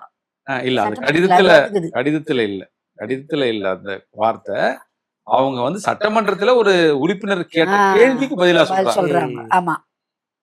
அப்ப அந்த கடிதத்துல எழுதும் போது அவங்க எழுதுறாங்க, இந்த மாதிரி விடுதலைன்னு முடிவு பண்ணிட்டேன், நீங்க வந்து உங்களுக்கு கருத்தை சொல்லுங்க, உங்களுடைய ஒப்பீனியன் என்ன அப்படின்னு மத்திய அரசாங்கத்துக்கு எழுதுறாங்க. அப்போ மத்திய அரசாங்கம் வந்து வழக்கு போடுது அதுக்கு எதிராக. ஒரு மாநில அரசை எதிர்த்து அல்ல ஒரு அரசை ஆர்டிகல் 32 பத்தி கேள்விப்பட்டிருப்பீங்க, ரிட் பெட்டிஷன் அது அப்படின்னு சொல்லுவோம் இல்லையா. இப்ப நம்ம ஒரு உயர்நீதிமன்றத்தில் 226ல அந்த அதிகாரம் இருக்குது, அது மாதிரி 32ல அதிகாரம். ஒரு மாநில அரசோ அல்லது மத்திய அரசாங்கமோ ஒரு யாருக்குன்னா ஒரு சிட்டிசனுக்கு ஒரு அநீதி இழைக்கும் போது அந்த சிட்டிசன் அரசை எதிர்த்து போடுறது பேர் தான் ரிட் பெட்டிஷன். ஒரு அரசு இன்னொரு அரசு எடுத்து போட முடியாது. முதல் வழக்கு எங்க வழக்கு தான், இந்த இந்திய சுதந்திர இந்தியாவில் அதனால போட்டாங்க. இந்த இதை வந்து எதிர்த்து 32ல அவங்க ரிட் பெட்டிஷன் ஃபைல் பண்றாங்க. ரிட் பெட்டிஷன் ஃபைல் பண்ணி சதாசிவம் தலைமையிலான 3 அமர்வு என்ன பண்றாங்க, 5 பேர் கொண்ட அமர்வுக்கு ஒரு 4 மாசம் கழிச்சு அதை வந்து ரெஃபர் பண்ணிடுறாங்க. அந்த ரெஃபரல் ஆர்டரை பார்த்து அதுக்கப்புறமா என்ன ஆகுதுன்னா, கிட்டத்தட்ட ஒரு 2015 டிசம்பர் 2ஆம் தேதி அதுக்கு தீர்ப்பு வருது. என்னன்னா, அந்த 432 சிஆர்பிசில இருக்கு இல்லையா, 435ல கன்சல்டேஷன் இருக்கு இல்லையா, அந்த கன்சல்டேஷன் அமௌண்ட்ஸ் டு கன்கரன்ஸ் மாத்துறாங்க அவங்க. மத்திய அரசாங்கத்துடைய ஒப்புதல் இல்லாம கலந்தாலோசனை என்பது ஒப்புதல்னு மாறுது. அந்த ஒப்புதல்னு மாறின உடனே பயங்கரமா மீடியாவில் என்ன போகுது அப்படின்னு சொன்னா, மத்திய அரசாங்கம் நினைச்சாதான் விட முடியும், மத்திய அரசாங்கம் தான் ஒப்புதல் கொடுத்தாதான் பண்ண முடியும் அப்படின்னு ஒரு நிலைமை வருது இல்லையா. அப்பதான் அம்மா அந்த மீடியாவில் அந்த வார்த்தையை சொல்றாங்க. ஏன்னா மத்திய அரசாங்கத்துன்னு போனா கண்டிப்பா அவங்க இதுல வந்து செய்ய மாட்டாங்க, இது மாநில அரசாங்கம் தான் புரிஞ்சுக்க முடியாது, மாநில அரசாங்கத்துக்கு அதிகாரத்துக்கு உட்பட்டது அப்படின்னு சொல்லிட்டு அதை சொல்லும் போது அப்பதான் அந்த வார்த்தையை சொல்றாங்க. இப்படி நீங்க இப்படி பந்தாடுறீங்க, அதுக்கு பதில் கருணை கொலை பண்ணிருங்க அப்படின்ற வார்த்தையை வந்து அப்ப அவங்க சொல்றாங்க. அந்த நேரத்துல அந்த எவ்வளவு எந்த அளவுக்கு பாதிக்கப்பட்டிருந்தா அந்த வார்த்தை வரும். அதுக்காக வெளியே கொண்டு வரணும் இவ்வளவு போராட்டம் 25 வருஷமா.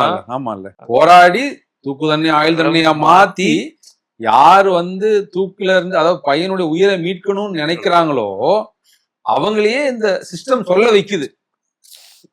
என்ன சொல்ல வைக்குதுன்னா, இல்ல கருணை கொலை பண்ணிருங்க அந்த அளவுக்கு அதை வந்து ஒரு அரசியலாக்கி ஒரு பந்தாடி அந்த மாதிரி பண்ணாங்க. அந்த நேரத்துல சொன்ன வார்த்தை இந்த இந்த சிறைவாசம் உங்களுக்கு கத்துக் கொடுத்த பாடம் நான் என்ன சொல்லுவேன், வாழ்க்கையவே அங்கதான் கத்துக்கிட்டேன். எனக்கு சொன்னீங்க, அதாவது சட்டத்தை புரிஞ்சுக்கவே எனக்கு 20 வருஷம் ஆச்சு. எனக்கு அங்க உள்ள போயிட்டு அவ்வளவு படிப்புகள் அவ்வளவு விஷயங்கள் இருந்தது. இந்த மாதிரி வாழ்க்கையவே அங்கதான் கத்துக்கிட்டேன். வாழ்க்கையே ஏன்னா அதுக்கு முதல்ல நீங்க ஒன் சைடட் தானே லைஃப். அம்மா அப்பா அக்கா தங்கச்சி இவங்க வந்து நம்மளை தாண்டி நமக்கு என்ன சொல்றதுன்னா, நம்ம வந்து நம்முடைய நன்மையை தாண்டி வர சிந்திக்க மாட்டாங்க. உண்மை இல்லையா, நமக்கான அன்பான ஒரு உலகம் தான். ஆனா உலகம் அப்படி கிடையாது. காண்டேகர் எழுதுவார் கிரோஞ்சோதத்துல, வாழ்க்கை என்பது பூஞ்சோலையில் அது ஒரு போர்க்களம்னு சொல்லி எழுதியிருப்பாரு. அப்படி நமக்கு வந்து அது அப்புறம் தான் புரியுது நமக்கு வந்து, அதாவது பலதரப்பட்ட கேரக்டர்ஸ் இருக்கிறாங்க. அப்ப எல்லாம் இந்த உணர்வு சிக்கல் இருக்கு இல்லையா, நீங்க உடல் உழைப்புகளை கூட நீங்க சமாளிக்கலாம். அந்த உணர்வு சிக்கல் இருக்கு இல்லையா, அதை சமாளிக்கிறதுன்றது வந்து அது மெல்ல மெல்ல தான் நம்ம லேர்ன் பண்றோம். மெல்ல மெல்ல தான் எல்லாரையும் அதை நம்புறோம். ஆனா புரிஞ்சுக்கிறோம். சிறையில அப்படி இருக்க முடியாது. பலதரப்பட்ட மனிதர்களை நம்ம பார்க்கறோம். ஒரு அன்பான உலகத்துல இருந்துட்டு டக்குன்னு போயிட்டு அது யாரும் தவறுன்னு சொல்ல வரல. எல்லாருக்கும் ஒவ்வொரு வகையான ஒரு முகங்கள் இருக்கு இல்லையா. அப்ப எல்லாரும் ஒவ்வொரு வகையான கேரக்டர்ஸ் இருக்கிறாங்க. நான் பொதுவா இன்ட்ரோவர்ட் தான். நான் எக்ஸ்ட்ரோவர்ட்டா மாறினவன். இப்ப நீங்க பாக்குற ஆள் வந்து இப்படி கிடையாது. நீங்க கிடையாது. நான் பேச மாட்டேன். இது இப்படி மாத்தினது சரியில்லை. உங்களை வந்து அனுபவங்களும் ஒரு கட்டத்துல நமக்கும் ஒரு நம்பிக்கை வந்துருது இல்லையா, நம்ம பேச முடியும் அப்படின்ற ஒரு நம்பிக்கை வருது. அதுக்கு முதல்ல அந்த ஒரு நம்பிக்கை கிடையாது, அனுபவங்கள் தான் அது மாத்துது இல்லையா. அதான் அன்னைக்கு கூட ஒருத்தர் என்ன கேட்டார், ரொம்ப அண்மையில கூட கேட்டார், எப்படி அப்படின்னு சொல்லி. நான் ஒரு நாள் தெரிஞ்சுக்க விரும்புறேன்னு. ஒன்றும் இல்லை, காயங்கள் தான் என்னை வந்து இப்படி மாத்துனுச்சு அப்படின்னு சொல்லி. ஆனா அதுல நான் என்ன உறுதியா இருந்தேன் அப்படின்னா, சிறைக்குள்ள நமக்கு ஒரு இயல்பு இருந்தது. ஆரம்பத்துல ஒரு 19 ஆண்டுகள்ல ஒரு இயல்பு வச்சிருந்தோம். என்னன்னா எல்லாரும் அறிவுனா பிடிக்கும், யாருக்கும் காயத்தை கொடுக்க மாட்டான், அவன் வந்து யாரும் அவன் ஒரு ஒரு ஹம்பிள் பர்சன் அப்படின்ற ஒரு இது இருக்கும் இல்லையா. அதை இழந்துடக்கூடாதுன்றதான் என்னுடைய 31 ஆண்டு கால போராட்டம் இருந்தது. ஏன்னா நான் ஒரு முறை இவங்களுக்கு கூட சொன்னேன், நம்ம ஹலிதா கூட ரொம்ப, ஹலிதா ஷமீம் இருக்காங்களே, அவங்க ரொம்ப ஆச்சரியப்பட்டாங்க. பரோல்ல இருக்கும்போது எல்லாரும் சமூகத்தில் என்ன நினைப்பாங்கன்னா, இவன் வந்து காவல்துறை எதிர்த்து போறான்னா, நீதித்துறை எதிர்த்து போறான்னா, சிபிஐ எதிர்த்து போறானா, எனக்குள்ள நான் போறான்னு. அதுதான் போராட்டம். எப்படின்னா நம்மளை தக்க வச்சுக்கிறதுக்கான இயல்பு தன்மையை தக்க வச்சுக்கிறதுக்கு எனக்கு, ஏன்னா அதை சிதைக்கிறதுக்கான எல்லா சாத்தியக்கூறுகளும் உங்களுக்கு சிறை கொடுத்தா இருக்கு. அப்படி நீங்க சொல்லும் போது நிறைய வேதனையோ ரொம்ப வலியான தருணங்கள் நிறைய இருந்துமா சிறைக்குள்ள? இல்ல, அதான இயல்பு, அதுதான் கசப்பான அனுபவங்கள் நிறைய, அதான அங்க இயல்பு, அதுதானே. அது நம்ம புரிஞ்சுக்கிறது, அதுக்கு அடாப்ட் ஆகிக்கிறது, அடாப்ட் ஆகிக்கிட்டு அதுல நம்ம இழந்து போகாம மீண்டும் எழுந்து நிக்கிறது இருக்கு இல்லையா, அதுதான். பட் உங்க அனுபவத்துல காவல் நிலையமாகட்டும் இல்ல விசாரணை வழக்கு, இது உங்களுடைய புரிதல் என்ன நினைக்கிறீங்க? உங்க பார்வை, உங்க சொந்த அனுபவத்துல நிறைய மாற்றங்கள் வரணும். அடிப்படை சிந்தனையிலே இங்க மாற்றம் வரணும். ஒரு மாடர்ன் சிஸ்டத்துக்கான புரிதலா இல்லை நமக்கு. இல்லை, காவல்துறை தரப்புலையும் பார்த்தா ஒரு சில சங்கடங்கள் இருக்குதான் செய்யுது. எப்படி இருக்குன்னா, அவங்களுக்கு வந்து பணிச்சுமைகள் இருக்கு. இப்ப நீங்க ஒரு காவல்துறை, ஒரு சட்டம் ஒழுங்குன்னு ஒரு காவல்துறை போடுறோம், அவங்க சட்டம் ஒழுங்குக்கு தான் பயன்படுத்துறோம்னா கிடையாது. நீங்க வந்து ஒரு வீதியில யாராவது முக்கியமானவங்க போறாங்கன்னா அவங்களுக்கு வழியை சரி பண்றதுக்கு இல்லை அது மாதிரியான வேலைகளுக்கு இப்படி பயன்படுத்துறோம் இல்லையா. நம்மளே ஏற்கனவே அதிகமான மக்கள் தொகை உள்ள ஒரு நாடு, ஒரு மாநிலம், நம்முடைய மாநிலம், அதுக்கேற்ற காவல்துறை கிடையாது, அளவு கிடையாது. அப்ப அவங்களுக்கு ஒரு பணிச்சுமை, பணி அழுத்தம் இருக்குது, எல்லாமே இருக்குது. அதை தாண்டி அவங்களும் சரியாக பயிற்றுவிக்கப்படுறதில்லை. நல்ல ட்ரைனிங், கரெக்டான ஒரு மாடர்ன் ட்ரைனிங் கிடையாது. நாம இன்னுமே அடிச்சு ஒரு வாக்குமூலம் வாங்குறது, அடிச்சு ஒருத்தரை வந்து துன்புறுத்துறதன் மூலமாக ஒருத்தர்கிட்ட ஒரு தகவலை பெறுறது அப்படின்ற சிஸ்டத்தை நாம இன்னைக்கு கடைபிடிக்கிறோம். இன்னைக்கு வந்து வெஸ்டர்ன் கண்ட்ரிஸ்லாம் நிறைய மாற்றங்கள் வந்துருச்சு. அதுல வந்து சயின்டிபிக் மெத்தட்ஸ் நிறைய வந்துருச்சு. அந்த சயின்டிபிக் மெத்தட்ஸை வந்து அவங்க யாருக்கும் டீச் பண்றது இல்லை. அந்த சிஸ்டத்தை உருவாக்கல. உச்சநீதிமன்றங்கள் நிறைய அடுத்தடுத்து நிறைய சொல்லிட்டாங்க. போலீஸ் ரிஃபார்மேஷனுக்கான நிறைய தீர்ப்புகள்லாம் சொல்லிட்டாங்க. அதை நம்ம இன்னும் இம்ப்ளிமெண்ட் பண்ணலை. அதனால அதெல்லாம் இம்ப்ளிமெண்டேஷனுக்கு வரணும். வந்து அப்படிதான் மாற்றம் வரணுமே தவிர, மற்றபடி இப்ப இருக்கிற சிஸ்டத்துல கண்டிப்பா நிரபராதிகள் பாதிக்கப்படுறதுக்கு, தண்டிக்கப்படுறதுக்கு, தூக்கிலேயே போய் சாகிறதுக்கும் வாய்ப்புகள் அதிகமா இருக்கு. அதான் என்னுடைய புரிதல். திருநங்கை அவங்க வந்து ஒரு டாக்குமெண்ட்ரி எடுக்கிறதுக்காக வந்தாங்க உள்ள. அப்ப அதிகாரிகள் பொதுவா ஒரு காலகட்டத்துக்கு அப்புறமா, இப்ப நீங்க சொல்லுவோம் இல்லையா, யாரெல்லாம் வந்து சிறை அதிகாரிகள்லாம் நம்ம ஒரு விரோதம் பாராட்டுற ஒரு காலகட்டம் இருந்திருக்கும், அல்லது அவங்களோட வந்து ஒரு முரண்படுற காலகட்டம் இருந்திருக்கும், வாக்குவாதப்படுற காலகட்டம் இருந்திருக்கும். ஆனா மெல்ல மெல்ல அவங்களுக்குள்ள ஒரு நீண்ட காலத்துக்கு அப்புறம் ஒரு பாண்டிங் ஏற்பட்டுரும் இல்லையா, ஒரு புரிதல் வந்துடும். இப்ப என்ன புரிஞ்சுக்கிற ஒரு தருணம் வந்தது அவங்களுக்கு.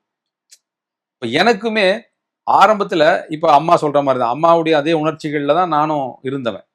தப்பு அப்படின்னா நம்ம கேட்கணும், தப்புனா அதுதான். இல்ல இது வந்து வேற வகையில் இதை அணுக முடியும் அப்படின்ற அந்த அப்ரோச்சிங் மெத்தட்ஸ் இருக்குல்ல, அந்த அணுகிற முறை இருக்கு இல்லையா, அதெல்லாம் நான் லேர்ன் பண்றேன். அவங்கள்ட்ட தான் லேர்ன் பண்றேன், அதிகாரிகள்ட்ட தான் லேர்ன் பண்றேன்.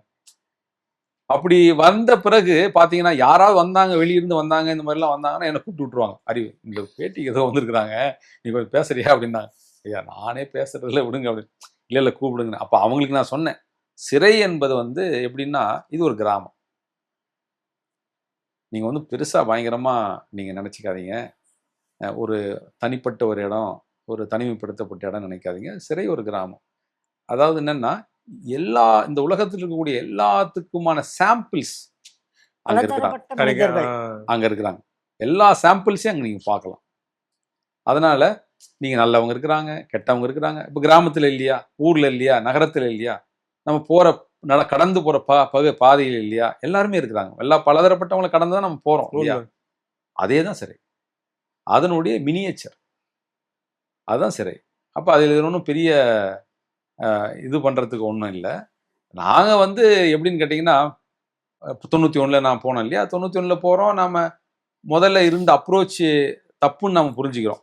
தப்புன்னா இது இப்படி இவங்கள்ட்ட அணுகக்கூடாது. ஏன்னா நான் உணர்ச்சி வசப்பட்டு, நான் வருத்தப்பட்டு, நான் மன அழுத்தம் ஆகி, நான் கோவப்பட்டு, என் உடம்பு தான் பாதிக்கப்பட்டுச்சு.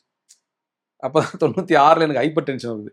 அதான் என்ன சிறையில் இருக்கும்போது உங்களுக்கு கொஞ்சம் உடம்பு இல்ல, முதல்ல ஹைப்பர் டென்ஷன் வந்துருச்சு எனக்கு 96ல, எனக்கு 24 வயசுல வந்துருச்சு. அது எங்க அப்பாவுடைய வழியினால வந்தது, அது குடும்ப பாரம்பரியமா வரும் இல்லைங்களா. அது கொஞ்சம் நான் அப்படி இல்லாம இருந்திருந்தேன்னா ஒரு 40-45 வயசுல வந்திருக்கும், கொஞ்சம் தள்ளி போயிருக்கும், அவ்வளவுதான். வராம இருக்குமான்னு எனக்கு தெரியல, கொஞ்சம் தள்ளி போயிருக்கும். அப்போ வந்து வந்த பிறகு அதை நான் எப்படி எடுத்துக்கிட்டேன்னா, அது நான் வருத்தப்பட்டு எடுத்துக்கல, அது என்னுடைய குணம். அப்ப நம்முடைய அப்ரோச்சில் ஏதோ தப்பு இருக்கு, நாம ஏன் வந்து இவ்வளவு உணர்ச்சி வசப்படுறோம், நாம ஏன் உள்ள எடுத்துக்கிறோம், இவ்வளவு உள்ள எடுத்துக்கிறோம், இதை வேற வகையில் எப்படி அப்ரோச் பண்ணலாம் அப்படின்றது நான் அப்பதான் லேர்ன் பண்றேன். அப்ப அவங்க அப்ரோச் இருக்குல்ல, அதுல இருந்து நான் பாக்குறேன் யாருன்னா அதிகாரிகள் இதை வந்து எப்படி அணுகுறாங்க, அவங்க எப்படி இதை வந்து ஒரு விஷயத்தை டீல் பண்றாங்க, எப்படி இன்னும் அதாவது நமக்கு ஒரு வேதனை உருவாக்குறாங்கல்ல, அதை வந்து எந்த மனநிலையிலிருந்து உருவாக்குறாங்க. இப்ப இதையெல்லாம் நம்ம லேர்ன் பண்ணிட்டு அதுக்கப்புறம் கத்துக்க ஆரம்பிக்கிறோம்னு வச்சுங்களேன். கத்துக்க ஆரம்பிச்சு அதுக்கப்புறம் அவங்களுக்கு இப்ப அவங்களே ஒரு சிலரெல்லாம் பாராட்டுற அளவுக்கு நம்ம லேர்ன் பண்ணிருக்கிறோம். ரிட்டையர்மெண்ட் ஆகும் போதெல்லாம் அவங்கள ரொம்ப சாதாரணமாலாம் அப்படி எப்படி நாம இதை அப்ரோச் பண்ணிருக்கோம்னு தெரியும் போது, அட பாவி இதெல்லாம் நீ சொல்லவே இல்லை அப்படின்னா, ஐயா உங்கள்கிட்ட தான் கத்துக்கிட்டேன் அப்படின்னு, அப்படிலாம் நான் கடந்து போயிருக்கோம்னு வச்சுங்களேன். இது எதுல போய் நிக்குதுன்னா, அதிகாரிகளை ரிஃபார்ம் பண்றது. இது வந்து ஒரு நான் அதிகப்படியா சொல்றதா கூட நீங்க உங்களுக்கு தோணலாம். ஆனா அப்படியெல்லாம் நான் வந்து சிறைவாசிகள்கிட்ட நான் பேசி வளர்த்துருக்கிறேன். எப்படின்னா, இங்க பாரு, நம்ம வந்து ரிஃபார்ம் ஆயிட்டோமா இல்லையான்றது நமக்கு தெரியும், ஏன்னா இத்தனை ஆண்டுகளா இருக்கிறீங்க. ஏன்னா அவங்களுக்கு அப்படிதானே சொல்லணும் இல்லையா. பொதுவா இப்ப நான் என்னுடைய தனிப்பட்ட முறையில் ரிஃபார்மர்னு நான் சொல்லிக்க மாட்டேன் எப்பவுமே. ஏன் அப்படின்னா, நான் ரிஃபார்ம் ஆகிறதுக்கு ஒன்றும் இல்லைன்னு நினைக்கிறேன். ஏன்னா ஆரம்பத்திலேயே மனிதனா அப்படிதான் இருந்தேன். சிறைவாசிகள்கிட்ட சொல்லும் போது, இப்போ நீங்கள்லாம் ரிஃபார்ம் அப்படின்னு சொல்லக்கூடாது இல்லையா. நம்ம ரிஃபார்ம் ஆகிறதுக்கு நம்ம எப்படி நினைக்கிறோமோ அது மாதிரி அதிகாரிகள் ரிஃபார்ம் பண்ண வேண்டியது நம்முடைய கடமை. அவங்க வந்து ஒரு ரிஜிடா இருக்கிறாங்க, ஒரு கோபமா இருக்கிறாங்க அப்படின்னா, இல்லை இந்த மெத்தட் தப்பு, இது வந்து பலன் தராது, நீ வந்து சிறைவாசிகளை எப்படி அன்பா நடத்தணும் அப்படின்றத நாம அவங்களுக்கு புரிய வைக்க வேண்டிய இடத்துல நாம் இருக்கிறோம். அப்ப நம்ம எதையெல்லாம் அவங்க செய்யக்கூடாதுன்னு நினைக்கிறாங்களோ அதை செய்யாம இருக்கிறது எப்படி, உரிமையா சட்டப்படி எது கேட்கணும் கேட்டு வாங்கணும், அதை எப்படி கேட்கறது அப்படின்றத சொல்லி பண்ணியிருக்கோம்னு வச்சுங்களேன். அது வந்து ஒரு நீண்ட பயணம். அது அண்மையில் கூட நம்ம இவரெல்லாம் கூட பேட்டியெல்லாம் கூட கொடுத்துருப்பாங்க. ராமச்சந்திரான்னு சொல்லி ஒரு டிஐஜி, நம்ம அவங்க பேட்டியெல்லாம் கூட பார்த்துருப்பேன்னு நினைக்கிறேன். நம்ம ஐயாலாம் நீண்ட காலமாக அவரோட முரண்பட்டு சண்டை போட்டிருக்கிறேன். அதுக்கப்புறம் ரொம்ப பாசம். அதுக்கப்புறம் எனக்காக அவர் மரண தண்டனை கிடைக்கும்போது அழுது இருக்கிறாரு. அந்த மாதிரி அந்த ஒரு நீண்ட ஒரு பயணம். அது இது வந்து ஒரு பேட்டியில சொல்லிட முடியுமான்னு எனக்கு தெரியல. ஏன்னா ஒரு 31 ஆண்டு கால பயணம் இல்லையா அது. சிறை ஒரு சின்ன உதாரணம், அது எதில் போய் முடிஞ்சதுன்னு சொல்ல வரேன். 26 ஆண்டுகள் கழிச்சு சிறை அதிகாரிகள் அவங்களுடைய பரிந்துரையின் பேர்ல இந்த வழக்குல பரோல் கிடைச்சது எனக்கு மட்டும்தான். எல்லாரும் ஏன்னா ஒத்துழைச்சாங்க. அவங்களுக்கு ஒரு புரிதல் வந்தது அதுக்கப்புறம் தான் இந்த போராட்டம் நியாயமானது. இதுல என்ன எதெல்லாம் பேலன்ஸ் பண்ணிக்க வேண்டி இருந்தது அப்படின்னு சொன்னா, நம்முடைய உரிமைகளையும் விட்டு கொடுத்துடக்கூடாது. அதே நேரத்துல நம்ம உரிமைகளை கேட்கிறன்ற பேர்ல அநாகரிகமான முறையிலையும் அதை அணுகக்கூடாது. அவங்களுக்கே மனசாட்சியை உறுத்த வைக்கணும் அப்படின்ற ஒரு அப்ரோச் இருக்கு இல்லையா, அந்த அப்ரோச் தான் நான் வந்து எடுத்த அப்ரோச். அது வந்து ரொம்ப பேலன்ஸ்டா இருக்கும். நீங்க இப்படி பண்ணிட்டீங்கன்னா நீங்க நிர்வாகத்துக்கான ஆளாயிருவீங்க. இல்லை இப்படி போயிட்டீங்கன்னா நீங்க வந்து அழிச்சாட்டியம் பண்ற ஒரு எதிரான ஒரு ஆளாயிரும். எதிரான ஆளுன்றதை விட இவன் என்னப்பா இவன் வந்து ஒரு ஒரு ப்ராப்ளமெட்டிக்கான ஒரு ஆளா இருக்கிறான், இவன் சும்மா வந்து பிரச்சனை தரக்கூடிய பிரச்சனை தரக்கூடிய ஆளா இருக்கிறான், ஒரு ஒரு ஒரு அப்ரோச்சே நல்லா இல்லையே அப்படின்ற மாதிரி இருக்கும். நீ இந்த பக்கம் போயிட்டீங்கன்னா நீங்க வந்து நிர்வாகத்துக்கான ஆளா மாறிடுவீங்க. இது ரெண்டுத்தையும் நான் வந்து பேலன்ஸ் பண்றது அந்த மைண்டை எப்பவுமே நான் வச்சிருப்பேன். ஏன்னா அது அது அந்த இது எப்படியோ இதுவும் ஒரு மனப்போராட்டம் தான். இது சரியா கொண்டு போகணுன்றது ஒரு மனப்போராட்டம் தான். அந்த மனப்போராட்டத்தை கடந்து தான் நான் அந்த இது எல்லாத்தையும் வென்றேன். அதனால இந்த அதுக்கு எதுக்கு சொல்ல வரேன்னா, இல்ல உதாரணங்கள் சொன்னீங்க நீங்க இல்லையா, அதுக்கு நிறைய உதாரணங்கள் இருக்கு. எனக்கு ஒரு புத்தகம் எழுதணும்னு விருப்பம் இருக்கு. அதனால இல்ல எப்படி இந்த மனசை வந்து நமக்குள்ள அது தன்னம்பிக்கை உள்ள மனிதர்களால தான் முடியும் நான் நம்புறேன். எனக்கு வந்து யார்ட்டையும் தேவையே கிடையாது. அப்ப வெளியே வந்து யார் தேவைன்னா தனிப்பட்ட தேவைகளுக்காக நான் நிற்கவே மாட்டேன். அப்ப இயல்பாகவே எனக்கு அங்க ஒரு கான்ஃபிடென்ஸ் வந்துடுது.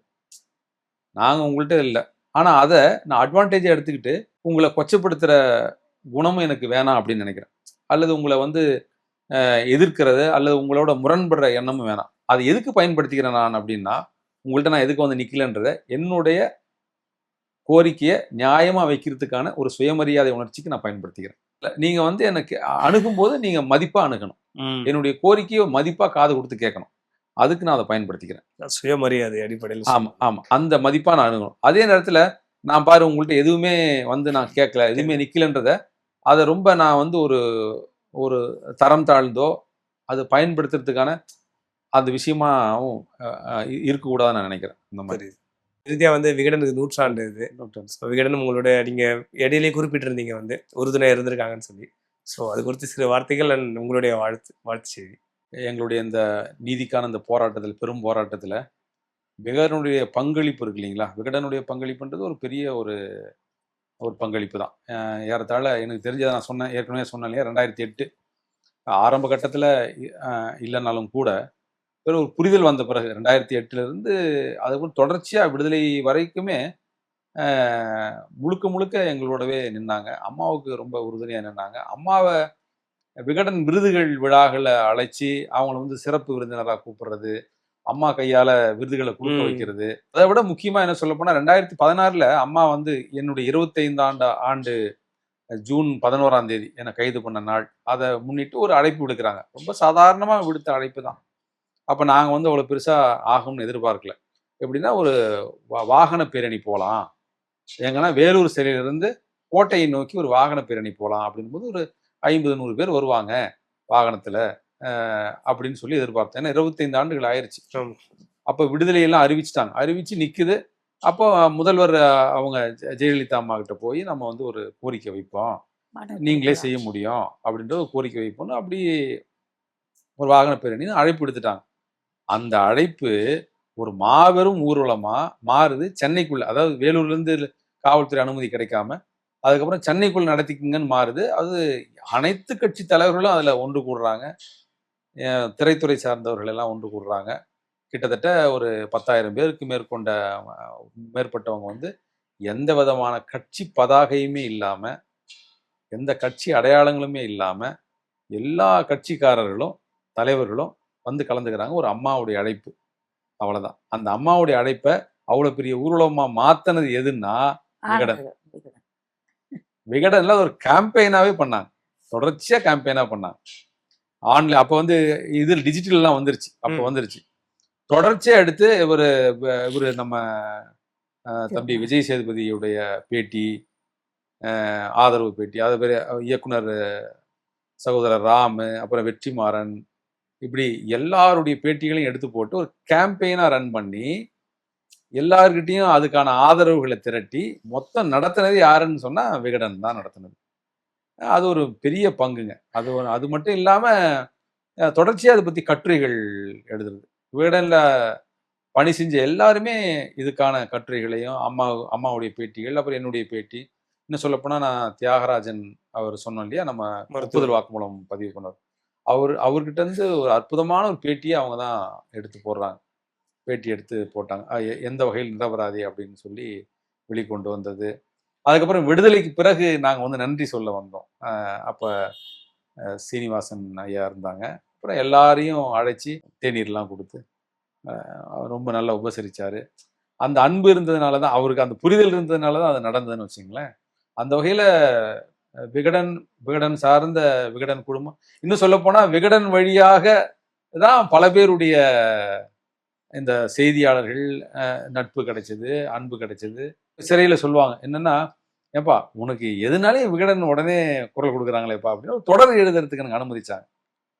விகடனில் நான் எழுதினேன். விகடன்லன்னா ஜூனியர் விகடனில் நான் எழுதினேன் தொடர். ஒரு ஒரு 10 வாரங்கள் 10 வாரம் அப்படின்னு வந்தது. ஒரு 11 எபிசோடு வந்தது, தொடர் வந்தது.